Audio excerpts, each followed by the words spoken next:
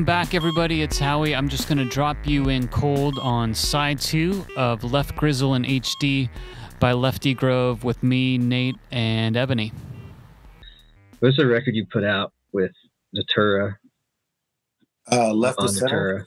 Yeah, Left of Center. And I thought that was like a dope title for that. Like, yeah. That was a labor of love that got a rebirth through Approach. So I will forever be indebted to him for that. Like that was the coolest thing that anybody had done for me musically. Like I've done a few things. I'm not going to say that I was like major or anything, but I've done a few things and had a lot of fun and did a lot of music with a lot of people that I respected. And that was the first time that like somebody really kind of did it for the love. You know what I mean? Like a lot of things before then was kind of like, yeah, maybe we can make something out of this instead of like, maybe we can do this. It was like, I was talking to Sean and he was like, do you have anything that like you want to work on that you've been trying to work on? And I was like, man, I got this project that the last time I was out in California I tried to get done and couldn't get done and lost contact with everybody that I had done it with, and I have all the beats and I just want to do this album. And he was like, man, you should come over and record a couple tracks. Like a few months later, and I was like, okay. Because I had completely forgot that I even asked him, you know, because like, you know, I mean, Nate knows Sean well enough to know that like you'll bring something up to him and he'll think on it because like, yeah, I didn't realize it at the time, but there are like options to weigh when you do things. Like, is this going to be an overall thing for everyone that's going to be enjoyable? Because I still was kind of not necessarily standoffish, but I was still like doing me. Yeah. It was one of those things where like once he said he was down to do it, I at that point in time was like, okay, well, I'm not going to waste your time. So I literally turned around and rewrote that whole thing too. So yeah, man. You just like, all right, here I am. Like, just do what you got to do. Yep. Take the opportunity, but you know, and go ahead. He gave me that opportunity, and I knew I had to run with it. So I wanted to make sure that I didn't disrespect the opportunity that he was giving me by recording that album and putting it out for me. Because like he doesn't know this, and he's gonna find out right now.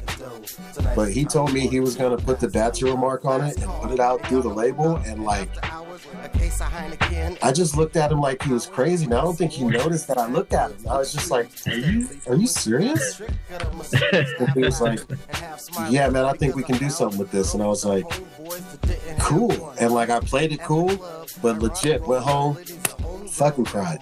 Like straight up cried. Like what? Because I thought he was just doing something to make sure that, you know, I had at least got, you know, some not necessarily like unwarranted recognition, more like just, yo, we got it heard, man. Get it heard. This dude like needs to be heard.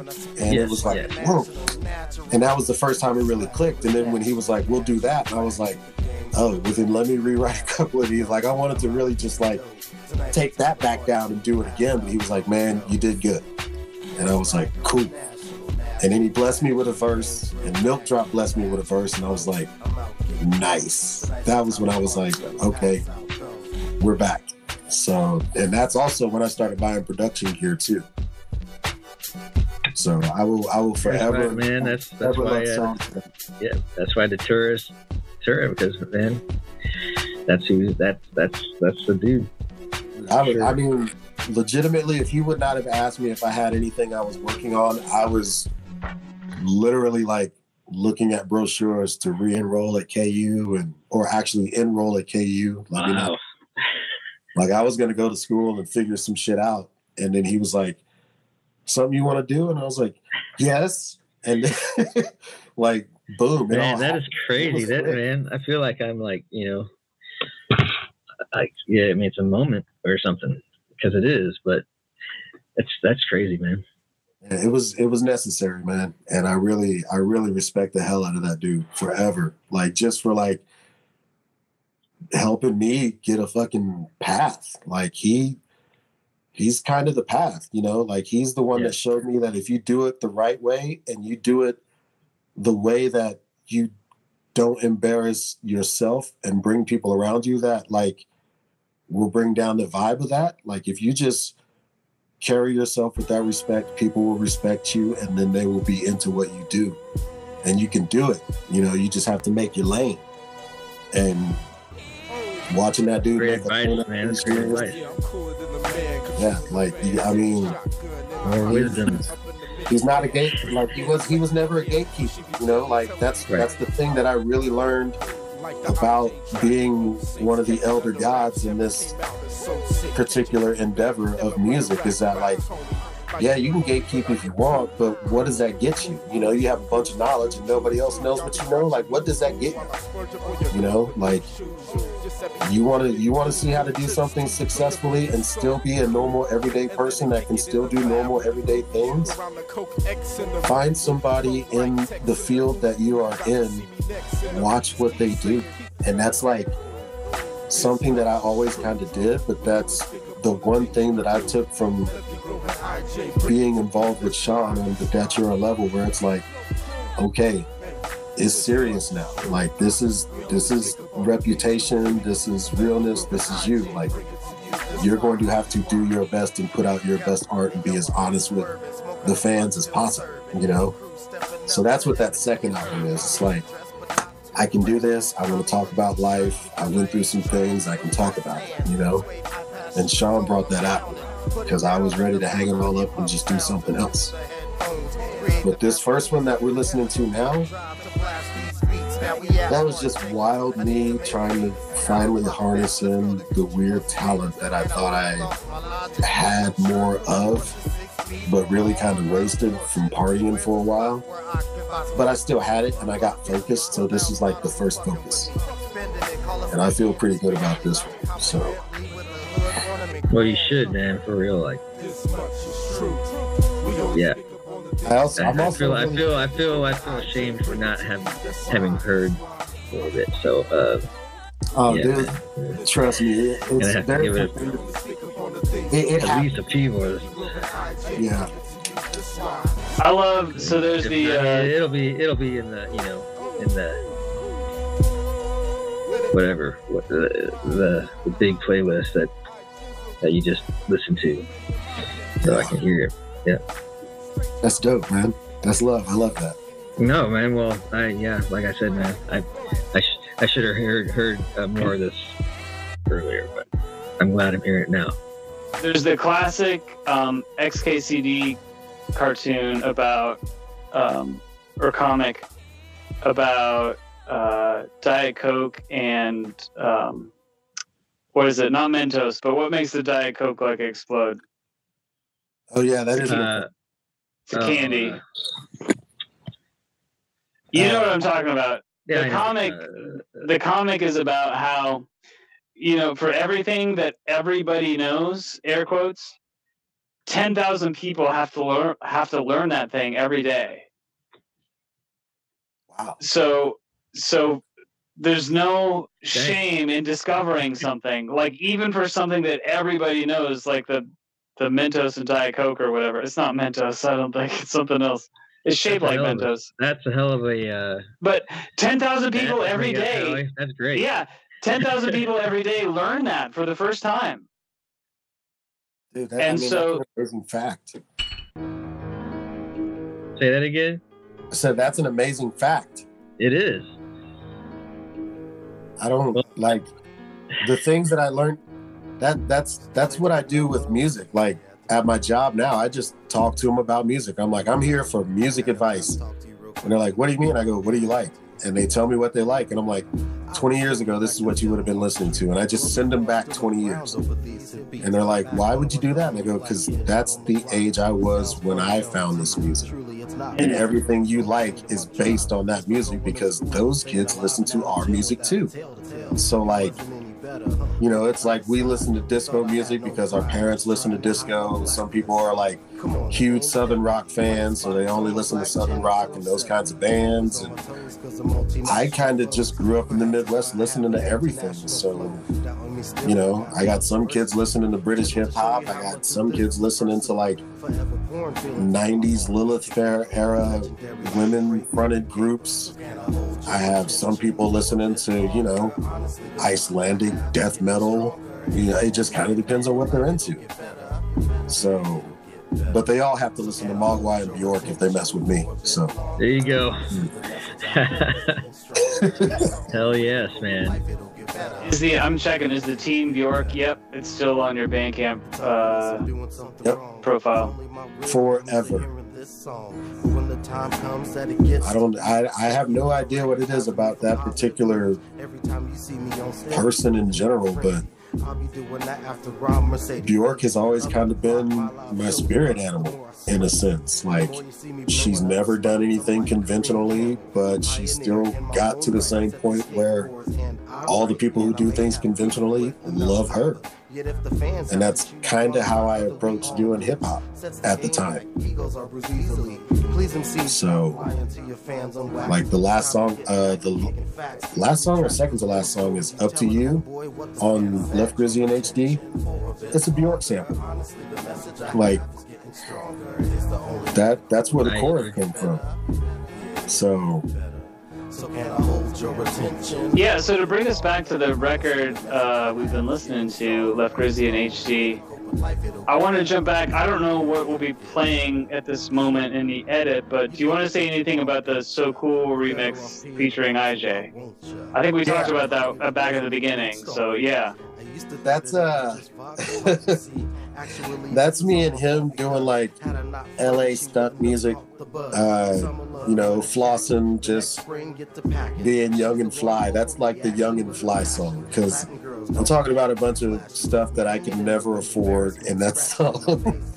And stuff that like you wanted because that was cool stuff, you know, like Mark Jacobs Aviators and bottles of Tuscany that are like still $155 for a 10-ounce bottle, stuff like that. Being down on Rodeo Drive, you know, like just fun, weird LA stuff that was going down at the time. You wrote it in LA? No, I wrote it when I came back to Kansas from the first time trying to go out there. Gotcha. It was just like, let's write a song about what it would be like if we had money in Los Angeles. So that's what that song is. And it's fun. Like I kind of switched up my rhyme style a little bit to fit the beat, which was something that IJ used to always do, is like, give me a beat. And then, hey, this isn't conventional, do this. Or I'd get something and have him flip a sample a certain way, and then we'd go through it like that, and it'd be double time or extra slow so I could double time over it. Because at one point in time, everybody was rhyming double time and triple and quadruples like Twista. So I tried to write a song like Twista. I don't think it showed up on anything, but yeah, because it was not a very good song, so I just got to play that one for the homies. Yeah, but it's good exercises to do, to try that stuff, and yeah, you know, it informs the process one way or another. Yeah, and I lost a lot of that music when my original OG backpack was stolen in a break-in in 2003. So like, basically this album is the best of from the first 5 years I was in Lawrence and had music. That's why it seems, I mean, it's put together well, but it took a lot of different patches to make that quote. You know, it wasn't as simple as like just going in the studio and recording it. It was like month between recordings. You get 2 songs done and then not see each other for like a month because I gotta work and he's gotta go back and forth. and we meet up when we can and record what we can. So it's kind of piecemeal. So that's a great quote, though. The patches and the quilt, like that. By the way, the that soda thing was Mentos and Diet Coke. Oh, okay, so I did have it. Okay, yeah, cool. Yeah. Nice. Yeah, the Mentos challenge. Cool. Yeah, I'll link to the comic. I think everything that Ebony was saying is more interesting than that, but that is neat, though. I appreciate the fact check. There you go. That's what I'm here for. Keeping me honest on the long play listening party. Well, I mean, I think we probably made it through the record by now. I don't know. I mean, Ebony, do you want to sum up, or is there any story we didn't get to, or without it, or you know what? How do you feel about the project now, having kind of... I assume you probably listened to it yourself, probably, right? And we listened to some of it on the show, and listeners have heard it all. And has it changed your opinion or anything, or do you see it differently? I only see it with the rose-colored glasses on, because you know, it's not me now. It was me then. It definitely was me then. When you listen to it, it's definitely me then. But you know, Roy has a song called "Rose-Colored Glasses," I think, or there's something, or he has a lyric somewhere. Yeah. We were working on something at one point that rose-colored glasses. So that's pretty crazy that you said that. It was a fun time. It's a nice capsule of that time and how I was thinking. It is also a precursor to like the weirdest turn of events by like 2 months in my life that I had in my adult life up until that time. So like that album is pre-tattoos. Like I had two tattoos before this album came out, and then 2 months later led me to a tattoo, and then a tattoo every year after that until 2018. So like, that's interesting. Weird tragedy and life changes right after that album came out. Like the big slap of adulthood when you start seeing your friends pass away. So does that kind of put it in a capsule and make it feel distant in a way, or they feel, I mean, to me they feel dated, and because I'm the one that wrote it, I can hear the mistakes that I made in it. But I also have to look back and go, damn, dude, like you did something. Like you really did something. Because here we are, first off, like literally 15 years later, talking about an album that I did in the midst of the chaos of still being a popular bartender and musician in Lawrence, and like kind of only working like 12 days a month because I was doing that good as a bartender, and KU winning the national championship that year, and like not knowing what to do with all of the money that we made from being bartenders while KU was winning, and just like so many things just flying by my head all at that time, and like I still kept it together enough to put this out in the midst of all that. Is something that I look back on like, damn, dude, that took a lot. Like that took a whole lot, because the directions that I was going or could have went instead of doing this record, I mean, I'm just really glad that I had grown up enough to really go through some things and get some perspective to be like, okay, now you got to realize and recognize that you moved up here to do music and you got to stop screwing around. So like, it captures that moment in time, because after that everything changed, and then I went through some more stuff and then came back a different person from there too. So it's a lot of fun. It's a lot of fun to listen to young Ebony have fun, because that's what that album kind of is for me, until the very end when it's like, okay, now you got to talk about something because you've been having a lot of fun. Yeah. So yeah, it's still a good listen, and I think there's a good lesson in what you said about, for anything that we do,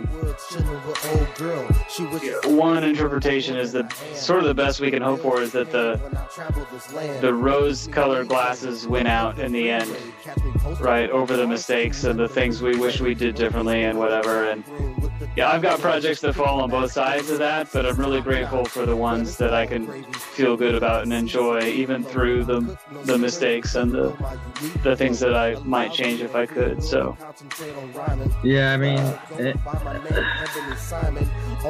you know, I heard you mention Dated, but like, there's a bunch of those, and I think it's one and only. That one seems like it probably would hold up right now. Like, I think that sounds like you need to do something with that right now. You know what I'm saying? For real, man. I mean, the records, the whole thing's dope, man. Thank you. Awesome. It's a good listen. Left Grizzy in HD, available wherever you stream, or best option, LeftEGrove2.bandcamp.com, link in the description. Podcast viewers, I don't know when I'll see you again. I will see you again, but I don't know when I'll see you again. Big things happening in the Howard Kreinhop household. And so I'm going to wish you well. You're in Nate's very capable hands. And expect some experiments and some changes. We're going to have some fun. We'll keep you apprised. Maybe a little unpredictable. Not sure of the schedule. It will probably vary. We'll try and make it exciting. But all August will be LeftE Grove. And then possibly a small hiatus, but then we'll start having more people on to talk music and life, whatever else. This is a really good format too. I wanted you guys to know that before we got off of this. This was really cool. Thank you, man. Thanks. We appreciate it. This is the closest I feel to like sitting at a bar with two of the homies talking over a beer. So that's probably one of the greatest compliments we could get. At least, absolutely. And you've got an open invitation to hit me up if you find yourself in Lawrence. I'm excited. I want to take this internet friendship into real life. IRL. Yes, sir. Got it.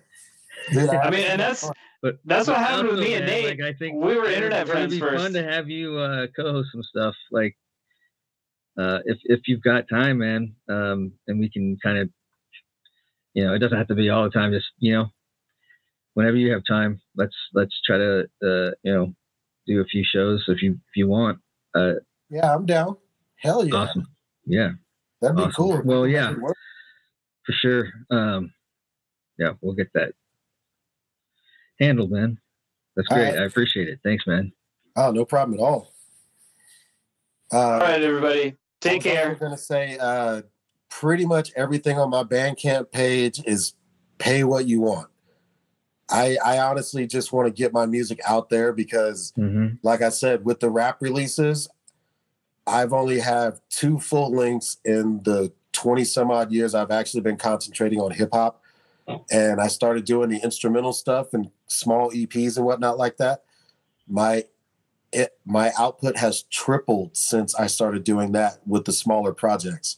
So I want to focus on that. But I also want to make sure that people get art from me now. Like I had a lot of creativity and I want to get it out there. So you pay me what you want. If you don't want to pay, you can listen. Just let me know you listen. Maybe like it, share it with your peoples. That's all I really ask. You know, I'm not doing this for the money. I'm doing this because I love it. And my mentality and my mode has totally changed. And now I'm enjoying this. So, and I'm glad that better, man. I'm treating myself so much better when it comes to how I view my art personally, that I really feel proud. And I think that a lot more people should hear it, and you guys should have it. So I'll give it to you, and you give me what you believe I deserve. And I think that's a fair trade. Get after it. LefteGrove2.bandcamp.com. Link in the description. Thanks for coming on the show, man. Yeah. Thanks, Ebony. This is the show ending. Hang on for a sec. But listeners, we're going to let you go. And we'll see you in the future. It's been the Long Play Listening Party. Take care.